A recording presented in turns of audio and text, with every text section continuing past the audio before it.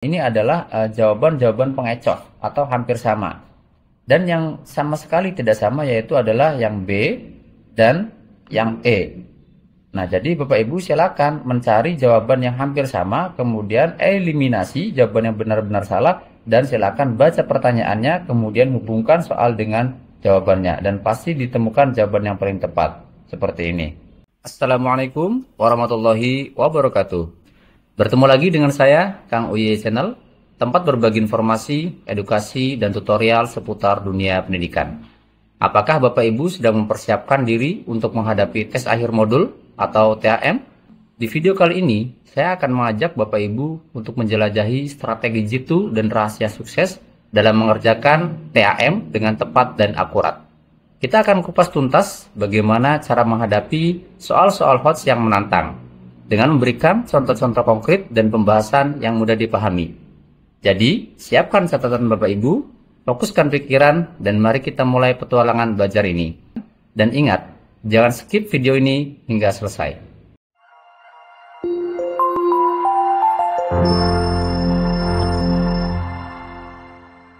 Berdasarkan pedoman akademik pendidikan profesi guru dalam jabatan tahun 2025, tes akhir modul atau TAM merupakan tes akhir yang harus dilalui oleh Bapak Ibu sebelum lanjut ke modul berikutnya. Jumlah soal yang akan diujikan yaitu sebanyak 50 butir soal HOTS dengan passing grade kelulusan 75.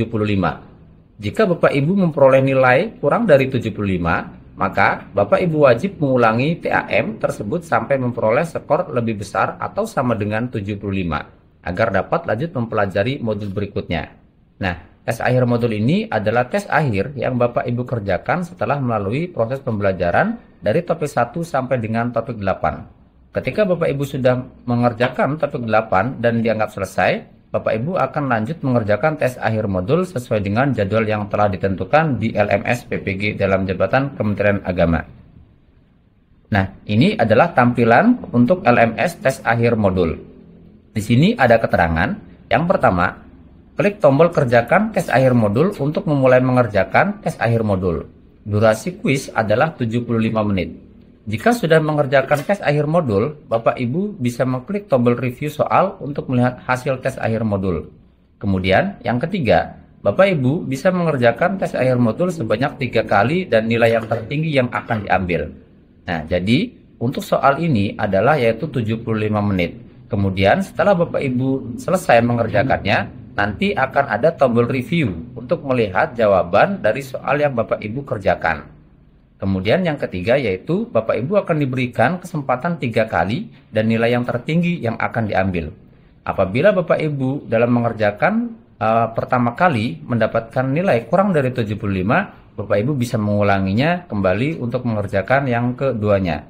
Kemudian apabila sudah cukup sekiranya misalkan 80, Bapak Ibu bisa melanjutkan dengan mencoba mengerjakannya kembali ataupun tidak, karena nilai yang tertinggi yang akan diambil dan tentunya nilainya harus lebih besar atau sama dengan 75. Nah, untuk butir soalnya yaitu sebanyak 50 soal, kemudian durasinya 75 menit, jadi kurang lebih untuk satu soal Bapak Ibu bisa mengerjakan sekitar 1,5 menit. Nah, untuk jadwal yang akan dikerjakan pada tes akhir modul ini yaitu dibuka pada tanggal 10 April 2025 pukul 00 waktu Indonesia Barat. Dan sistemnya akan ditutup pada hari Jumat tanggal 11 April tahun 2025 pukul 23.00 waktu Indonesia Barat. Jadi, untuk tes akhir modul ini Bapak Ibu bisa kerjakan pada hari Kamis sampai dengan hari Jumat, yaitu 2 hari. Kemudian, tips dan trik pertama yang Bapak Ibu perlu pahami untuk mengerjakan soal tes akhir modul atau TAM yaitu yang pertama, pahami struktur soal dengan cermat. Nah, yang pertama yaitu baca dengan teliti. Untuk mengerjakan tes akhir modul, Bapak Ibu jangan terburu-buru. Baca setiap kata dalam soal dengan seksama. Perhatikan detail, konteks, dan hubungan antar kalimat. Kemudian yang kedua, identifikasi kata kunci atau keywordnya. Nah, ini penting sekali Bapak Ibu. Jadi sebelum Bapak Ibu membaca secara keseluruhan, perlu Bapak Ibu juga mencari atau menentukan kata kunci atau keywordnya yang ada pada soal tersebut. Temukan kata-kata kunci yang menjadi inti pertanyaan. Kata-kata ini akan bantu Bapak Ibu memahami fokus soal. Nah, sekiranya Bapak Ibu sudah menemukan kata kuncinya, Bapak Ibu tidak perlu lagi untuk membaca secara keseluruhan soal yang diberikan. Kemudian, pisahkan informasi. Jika soal panjang, coba pisahkan informasi menjadi bagian-bagian yang lebih kecil. Ini akan memudahkan Bapak Ibu dalam menganalisis. Nah, bagaimana contohnya? Nah, ini adalah contoh soalnya. Mari kita sama-sama pahami soal berikut ini. Seorang guru saat mengajar bahasa Indonesia di Madrasah Ibtidaiyah menggunakan video interaktif dalam menyimak informasi. Model evaluasi yang paling sesuai untuk mengukur pemahaman siswa terhadap informasi video dengan tetap mempertahankan interaktivitas pembelajaran adalah, nah di sini kita cari kata kuncinya. Seorang guru saat mengajar bahasa Indonesia di Madrasah Ibtidaiyah menggunakan video interaktif. Nah ini kata kuncinya, video interaktif. Kemudian, model evaluasi yang paling sesuai untuk mengukur pemahaman siswa. Nah, jadi ini model evaluasinya untuk mengukur pemahaman siswa. Dengan tetap mempertahankan interaktivitas pembelajaran adalah A. Tes tertulis berbentuk pilihan ganda untuk mengukur daya ingat siswa. Kemudian B. Observasi sikap siswa selama menonton video. Kemudian yang C. Kuis berbasis game interaktif dengan pertanyaan reflektif setelah menonton video. D. Lembar kerja siswa yang menguji pemahaman melalui ringkasan teks. Dan E. Tes uraian dengan pertanyaan langsung mengenai isi video. Nah, kita lihat isi soalnya atau struktur soalnya. Di sini jelas sekali untuk keywordnya atau kata kuncinya adalah video interaktif. Kemudian ada model evaluasi dan mengukur pemahaman siswa. Nah, bagaimana caranya menemukan jawaban dari struktur soal ini? Nah, kalau misalkan kita lihat jawaban yang pertama, pilihan yang pertama, yaitu tes tertulis berbentuk pilihan ganda. Nah, untuk tes tertulis ini tidak termasuk dalam evaluasi yang interaktif dalam pembelajaran. Kita silang. Kemudian, yang B, observasi sikap siswa selama menonton video. Oke, kita tandai dulu. Kemudian, kuis berbasis game interaktif dengan pertanyaan reflektif setelah menonton video. Oke, bisa jadi yang kedua juga. Lembar kerja siswa yang menguji pemahaman melalui ringkasan teks. Nah, yang ini tidak termasuk karena ringkasan teks itu tidak menjadi interaktif ketika pembelajaran. Kemudian, tes uraian dengan pertanyaan langsung mengenai isi video. Sama juga karena evaluasi untuk mengukur pemahaman siswa dalam interaktivitas pembelajaran ini tidak termasuk juga. Nah, kita silang juga. Nah, jadi jawabannya adalah antara dua ini, B dan C. Observasi sikap siswa dalam menonton video, kemudian kuis berbasis game interaktif dengan pertanyaan reflektif setelah menonton video. Karena di sini adalah instruksinya atau pertanyaannya dengan tetap mempertahankan interaktivitas pembelajaran. Jadi, jawaban yang paling tepat adalah C, yaitu kuis berbasis game interaktif dengan pertanyaan reflektif setelah menonton video. Nah, ini jawabannya adalah kuis berbasis game yang interaktif, seperti itu.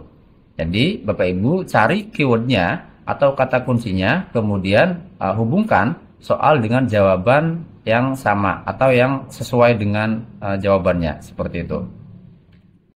Kemudian, kita untuk contoh soal berikutnya. Pertanyaan berikut yang sesuai dengan pendekatan pendidikan karakter yang berbasis keteladanan. Nah, kita cari keywordnya atau kata kuncinya. Kata kuncinya di sini adalah pendidikan karakter dan keteladanan. Nah, ini adalah kuncinya. Pendidikan karakter dan keteladanan. Nah, adalah pilihannya A. Penyampaian nilai-nilai karakter melalui ceramah guru. Kalau untuk menyampaikan nilai-nilai karakter atau ceramah itu bukan termasuk keteladanan. Kita silang yang A. Kemudian B. Ujian tertulis yang mengukur pemahaman siswa tentang nilai karakter. Sama, ujian tertulis juga bukan menjadi berbasis keteladanan dalam pendidikan karakter. Kita silang juga yang B. Kemudian yang C, pemisahan siswa berdasarkan nilai karakter mereka. Jadi karakter siswa dipisahkan berdasarkan nilai-nilai mereka. Nah, ini juga tidak termasuk. Kemudian yang D, perilaku dan sikap yang ditunjukkan oleh pendidik dan orang dewasa di lingkungan sekolah. Nah, ini jawaban yang paling tepat adalah sikap yang ditunjukkan. Karena keteladanan adalah sikap atau perilaku atau perbuatan yang ditunjukkan bukan teori atau semata-mata ceramah ataupun ujian tertulis. Jadi sekali lagi untuk keteladanan yaitu adalah perilaku dan sikap yang ditunjukkan oleh pendidik. Jadi jawaban yang paling tepat adalah D. Kalau misalkan kita lihat yang jawaban E, pemberian sanksi tegas bagi siswa yang tidak menunjukkan karakter baik, apalagi yang E, jelas salah jawabannya. Jadi untuk soal ini adalah jawaban yang tepat adalah D. Nah, itu tadi untuk keyword Bapak Ibu ya. Jadi Bapak Ibu bisa mencari keywordnya dan kemudian hubungkan informasi dari soal dan jawaban yang sesuai. Seperti itu. Kemudian, contoh soal berikutnya. Dalam konteks pendidikan karakter, pembelajaran berbasis pengalaman lebih efektif daripada pembelajaran berbasis teori saja. Alasan dari pernyataan tersebut adalah, nah kita cari lagi keywordnya. Di sini untuk pertanyaan soal ini, untuk keywordnya yaitu adalah pembelajaran berbasis pengalaman. Nah ini, berbasis pengalaman ya. Jadi soal atau keywordnya yaitu adalah pengalaman. Lebih efektif dibandingkan dengan pembelajaran yang berbasis teori saja. Nah ini, jadi pembelajaran berbasis pengalaman versus berbasis teori. Nah, alasan dari pernyataan tersebut adalah A. Pembelajaran berbasis pengalaman lebih menarik dibandingkan dengan teori. Oke, kita coba tandai dulu. Kemudian yang B, karena siswa lebih mudah memahami teori setelah mengalaminya langsung. Kita tandai juga yang ini, agar siswa lebih cepat menyelesaikan kurikulum yang ada. Jelas, ini tidak termasuk dalam pengalaman atau pembelajaran berbasis pengalaman versus berbasis teori. Kemudian yang D, karena teori tidak diperlukan dalam membentuk karakter seseorang. Jelas, yang D juga tidak termasuk jawaban yang tepat. Kemudian yang E, agar sekolah dapat memberikan lebih banyak tugas kepada siswa, apalagi yang E. Jadi kemungkinan besar jawabannya adalah A dan B. Kita lihat lagi keywordnya, informasi atau struktur soalnya, pengalaman versus berbasis teori. Nah kita lihat yang A lagi, pembelajaran berbasis pengalaman lebih menarik dibandingkan teori. Nah ini kaitannya adalah struktur soalnya yaitu adalah pembelajaran berbasis pengalaman. Apakah ini kaitannya dengan hal-hal yang menarik atau tidak menarik? Kemudian, karena siswa lebih mudah memahami teori setelah mengalaminya langsung. Nah, jawaban yang paling tepat adalah B. Kenapa yang B? Karena di sini ada pemahaman teori setelah mengalaminya langsung. Jadi ada sebuah proses pembelajaran yang dilalui dalam jawaban B ini. Jadi, siswa itu memahami teori setelah mengalaminya langsung. Jadi yang paling tepat jawabannya adalah B. Seperti itu. Kemudian, tips dan trik kedua yaitu gunakan teknik analisa.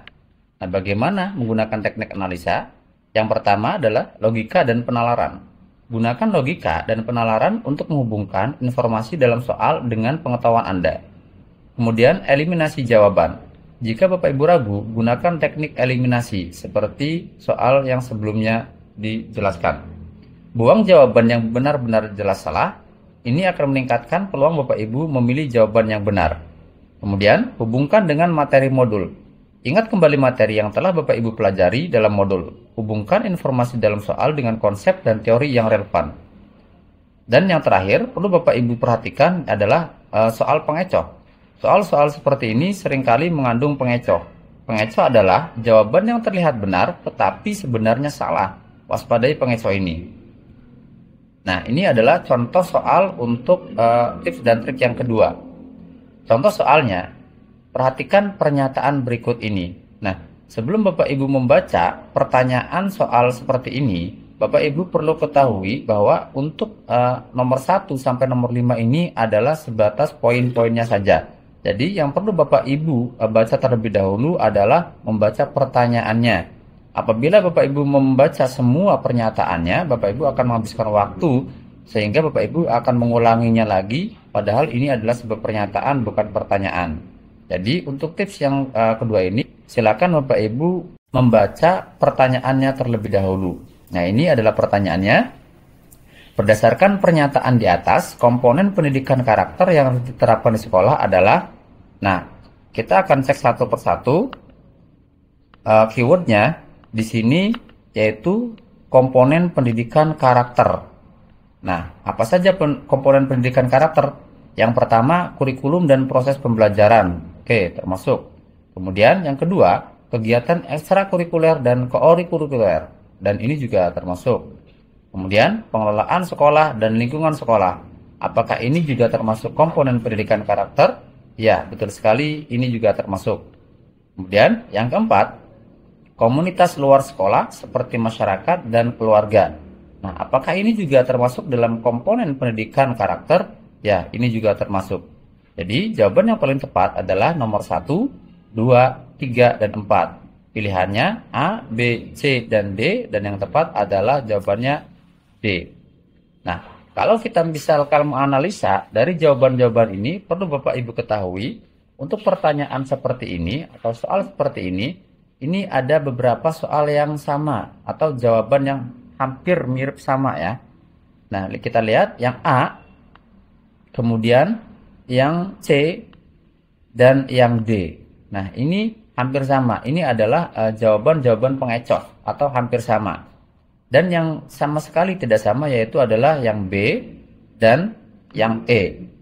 Nah, jadi Bapak Ibu silakan mencari jawaban yang hampir sama, kemudian eliminasi jawaban yang benar-benar salah, dan silakan baca pertanyaannya, kemudian hubungkan soal dengan jawabannya, dan pasti ditemukan jawaban yang paling tepat. Seperti ini. Berikutnya, contoh soal berikutnya. Nah, kalau misalkan kita langsung membaca semua pertanyaan seperti ini, jelas sekali lagi akan menghabiskan waktu untuk menjawab soalnya. Bapak Ibu juga bisa langsung mengeliminasi sekiranya jawaban yang sama sekali tidak tepat. Nah, untuk jawaban yang tidak tepat atau jawaban yang salah, di sini kita lihat yaitu adalah C dan D. Karena di sini ada 3 jawaban yang hampir sama atau jawaban pengecoh, yaitu A, kemudian B, dan E. Kenapa saya katakan hampir sama atau jawaban pengecoh? Kita lihat di sini angkanya 1, 1, 1, 3, 2, 2. Dan ini hampir sama. Nah, sekarang kita lihat pertanyaannya atau baca pertanyaannya. Berdasarkan pernyataan di atas, cara sekolah atau madrasah membangun budaya toleransi dan sikap moderat dalam kehidupan sehari-hari adalah, perhatikan pernyataan berikut ini. Yang pertama, menciptakan lingkungan yang menghormati perbedaan agama dan budaya. Jelas sekali ini betul. Kemudian yang kedua, menyediakan ruang dialog antar agama untuk meningkatkan pemahaman. Ini juga termasuk. Kemudian yang 3, mengajarkan siswa untuk mempertahankan agama mereka dengan keras. Jelas, ini tidak termasuk. Kemudian yang keempat, melakukan kerjasama dengan komunitas lokal untuk kegiatan sosial lintas agama. Nah, ini juga termasuk. Dan terakhir yang kelima, memisahkan siswa berdasarkan latar belakang agama mereka. Jelas ini tidak termasuk sebagai toleransi. Nah, sekarang kita sudah menemukan jawaban yang tepatnya, yaitu nomor 1, kemudian nomor 2, dan berikutnya adalah nomor 4. Kita cek pilihannya 1, 2, dan 4. Nah, yang paling benar jawabannya adalah E, 1, 2, dan 4. Dan A, B ini adalah jawaban pengecoh. Jadi tips dan triknya yaitu silakan Bapak Ibu pisahkan jawaban yang jelas-jelas salah. Contohnya di sini C dan D. Kemudian cari jawaban yang hampir mirip atau jawaban pengecohnya yaitu A, B, dan E. Ketika sudah ketahui A, B, dan E, baru Bapak Ibu cari pertanyaannya. Seperti itu. Kemudian contoh berikutnya, prinsip-prinsip dalam penilaian pendidikan karakter mencakup beberapa aspek berikut. Ini kecuali. Nah, ini kita cek juga keywordnya, yaitu adalah prinsip penilaian pendidikan karakter. Nah, di sini ada keyword kecuali. Di sini ada kecuali. Pilihannya terintegrasi dengan pembelajaran harian siswa, termasuk. Kemudian menggunakan berbagai sumber informasi untuk menilai karakter, termasuk juga. Kemudian yang C, hanya menggunakan satu metode penilaian karakter. Nah, ini C bisa iya dan juga bisa tidak. Kemudian yang D, berkesinambungan dan tidak hanya dilakukan sekali, betul. Kemudian yang E, memiliki fungsi mendidik, membina, dan mengembangkan karakter positif. Nah, jadi jelas sekali ini juga termasuk. Jadi untuk penilaian pendidikan karakter, yaitu di sini adalah hanya satu metode penilaian karakter. Seperti itu. Nah, kalau untuk soal seperti ini, Bapak Ibu juga bisa melakukan yaitu trik mencari keywordnya atau kata kuncinya. Kemudian tips dan trik yang ketiga, yaitu manfaatkan waktu dengan efektif, manajemen waktu. Kemudian prioritaskan soal, jangan panik. Apabila Bapak Ibu mendapatkan soal yang panjang dan sekiranya Bapak Ibu itu sulit, silakan Bapak Ibu skip dulu atau Bapak Ibu lewati. Cari soal yang termudah. Jangan memikirkan soal-soal yang tersulit. Cari dan jawab soal yang paling mudah. Itu adalah manajemen waktu yang paling tepat. Kemudian prioritaskan soal. Sekiranya soal itu mudah dikerjakan, silakan langsung dijawab. Dan yang terakhir adalah jangan panik. Wah, ini waktunya kurang dari 15 menit lagi. Bapak Ibu jangan panik, tetap fokus pada pengerjaan soal. Seperti itu. Nah, kalau misalkan kita lihat pedoman dari PPG dalam jabatan, yaitu waktu yang dibutuhkan untuk TAM yaitu sekitar 75 menit. Nah, ini waktu yang dibutuhkan adalah 75 menit. Kemudian soalnya yaitu berjumlah 50 butir soal. Jadi, untuk setiap satu soal yaitu 1,5 menit. Nah, ini adalah angka maksimal sekali. Bapak Ibu bisa mengerjakan jumlah soal 50 butir soal ini dengan waktu 75 menit dan satu soalnya 1,5 menit. Ini adalah waktu yang sangat maksimal.